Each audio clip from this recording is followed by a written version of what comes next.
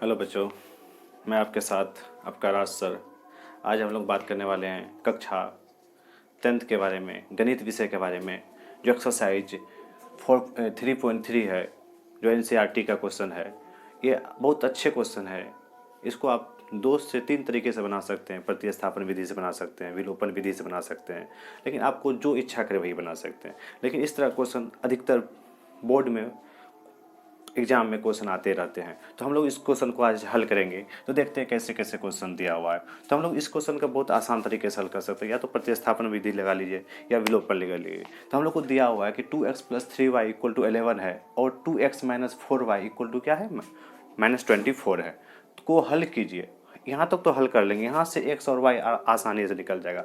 लेकिन आगे इसका शर्त दिया हुआ है और इससे m का मान ज्ञात करें। हमको ज्ञात क्या करना है, m का मान ज्ञात करना है। ज्ञात के जिसके लिए y = क्या होना चाहिए, y = mx + 3 होना चाहिए।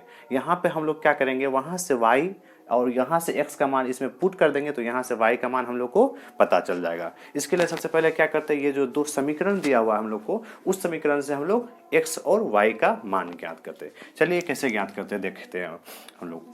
तो दिया हुआ क्या है, 2x + 3y = 11 है। तो मेरा दिया हुआ है 2x + 3y = 11। तो इसको समीकरण हम लोग क्या मान लेते हैं, 1 मान लेते हैं। कि बच्चों क्या मान लेते हैं, समीकरण 1। दूसरा क्या दिया हुआ है कि 2x - 4y = -24। इसको समीकरण क्या मान लेते हैं, 2। तो मेरा ये तो दोनों दिया हुआ है, क्वेश्चन में हमको क्या किया, गिवेन कर दिया गया है। तो हम लोग देखें 2x + 3y = 11 है। दूसरा क्या है, 2x - 4y = -24 है। तो हम लोग कहेंगे समीकरण 1 और 2 से, क्या कहेंगे, समीकरण 1 और समीकरण 2 से हम लोग कौन विधि लगा रहे हैं, हम लोग विलोपन विधि लगा रहे हैं। तो आपको इच्छा हो अगर प्रतिस्थापन विधि, तो प्रतिस्थापन विधि का हम वीडियो पीछे बनाए हुए हैं, आप जाके वहाँ से देख सकते हैं। तो हम लोग विलोपन विधि लगा रहे हैं। तो यहाँ से देख सकते हैं 2x + 3y = 11 दिया हुआ है।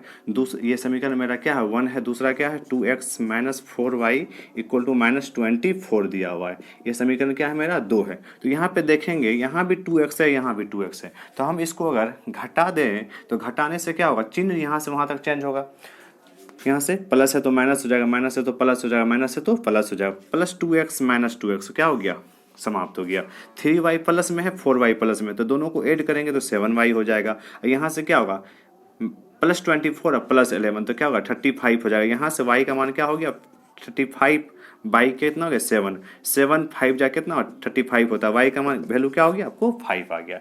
इतना आसानी से आपको y का मान निकल गया। इसी तरह से हम y का मान क्या करेंगे, समीकरण किसी समीकरण में पुट कर देंगे। या तो समीकरण 1 में पुट कीजिए या समीकरण 2 में पुट कीजिए। वहाँ से हमको x का मान निकल के आ जाएगा। वहाँ से x और y का जो मान निकल के आया उसको हम इसमें पुट कर देंगे। y = mx + 3, y का तो पता ही, x का निकाल के इसमें पुट करेंगे तो m अननोन क्या बचा, m बचा। तो m हमको वहां से पता चल जाएगा। तो चलिए हम लोग पहले x का मान निकाल लेते हैं। तो यहां से क्या कहेंगे, y का मान समीकरण किसी में रख सकते हैं, 1 में रखने पर।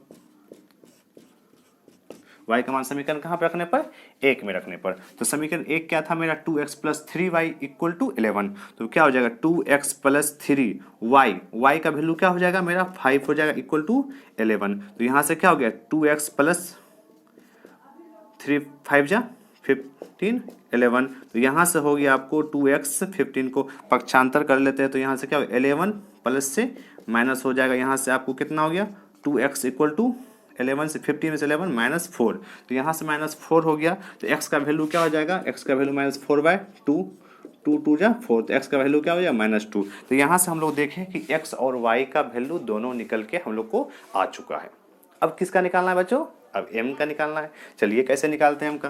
तो m का क्योंकि हमको दिया हुआ है, क्या दिया, y = mx + 3। तो y का वैल्यू हो गया हम लोग को, क्या हो गया y का वैल्यू, यहाँ से 5 m, x का वैल्यू क्या हो गया, यहाँ से -2 और प्लस क्या हो गया 3। यहाँ से m अननोन है तो यहाँ से m निकाल लेंगे हम लोग। तो 5 = प्लस माइनस -2m प्लस 3। तो यहाँ से क्या हो जाएगा, 3 को पक्षांतर कर लेते, 5 - 3 - 2m। तो यहाँ से हो जाएगा 5 में 3 गया 2 = -2m।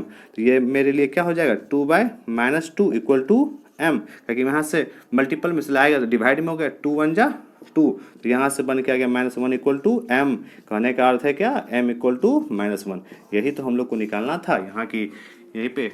तो इससे m का वह मान ज्ञात कर, यही हमको m ज्ञात करना था। कहाँ से ज्ञात करना था, इसी दोनों समीकरण से ज्ञात करना था। तो इस तरह से हम लोग देखें कि अगर हमको दो समीकरण दिया हुआ है, वहाँ से हम लोग x y का मान आसानी से ज्ञात कर सकते हैं, और किसी भी चीज़ का अगर मान हमको निकालना है तो वहाँ पे क्या करेंगे, उस मान को हम उसमें पुट कर देंगे और वह मान हमको निकल के आ जाएगा। इस तरह से क्वेश्चन जो बिहार बोर्ड में हो या सीबीएसई बोर्ड में हो या अदर बोर्ड में हो, बहुत सारा क्वेश्चन इस तरह से पूछा जाता है। तो आप लोग इसको अच्छे से रिवीजन करेंगे तो आपको इस क्वेश्चन मिस नहीं होगा। बहुत आसान क्वेश्चन है, एकदम 5 नंबर में क्वेश्चन आने वाला क्वेश्चन है। तो अगर इससे एक और क्वेश्चन है जो हम अगले वीडियो में बताएंगे, जो कि बिहार बोर्ड के लिए, अदर बोर्ड के लिए बहुत ज़्यादा इंपॉर्टेंट है। हम लोग वीवीआई पे बात कर रहे हैं, ठीक है। तो क्योंकि एग्जाम बहुत नज़दीक है तो हम लोग अच्छे अच्छे क्वेश्चन के बारे में बात करेंगे, देखेंगे किस तरह से कैसा क्वेश्चन आता है। Thank you.